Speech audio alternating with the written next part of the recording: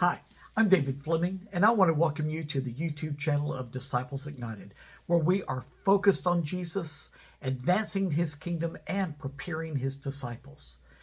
Now, in yesterday's video, we learned how the Lord began to speak to Samuel even when Samuel was a little child. Now, when the Lord spoke to Samuel that night, we read about it in 1 Samuel, Samuel didn't recognize the Lord's voice. And then the Lord spoke again, and Samuel didn't recognize it again either. He thought it was Eli speaking to him. But Eli told him, if the voice speaks to you again, you say, "Speak, Lord, for your servant's listening." Now, we studied that in yesterday's video.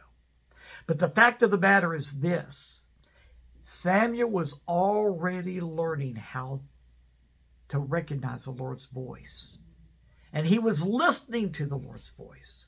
But if those two things don't lead to this third important factor, we're missing the boat. We need to learn the Lord's voice, learn to recognize it, listen to it, and we need to obey.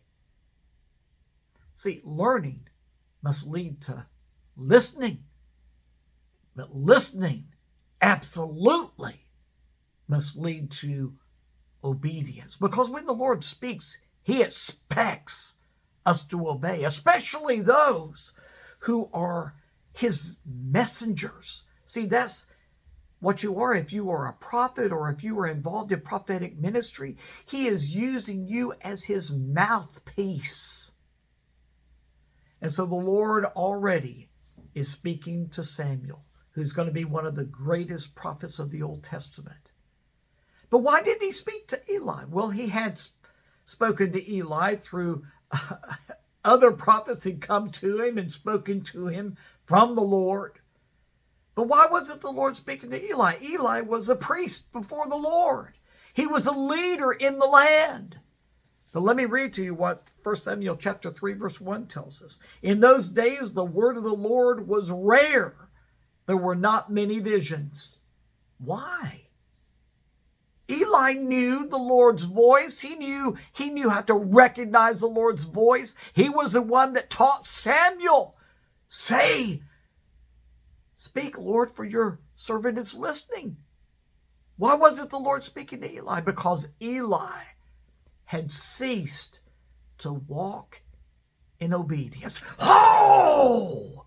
Remember, learning the Lord's voice must lead to listening to the Lord's voice.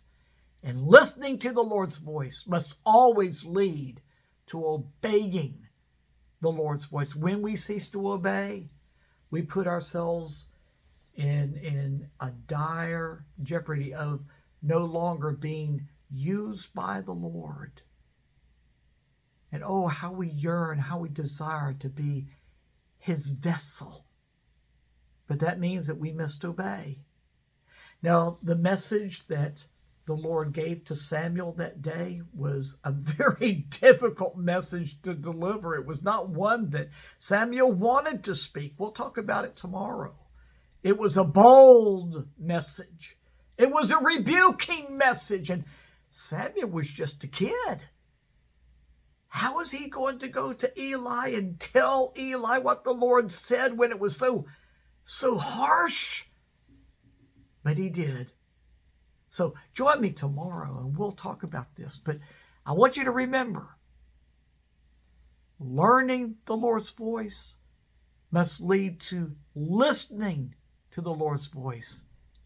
And listening must always lead to obeying the Lord's voice. Until tomorrow.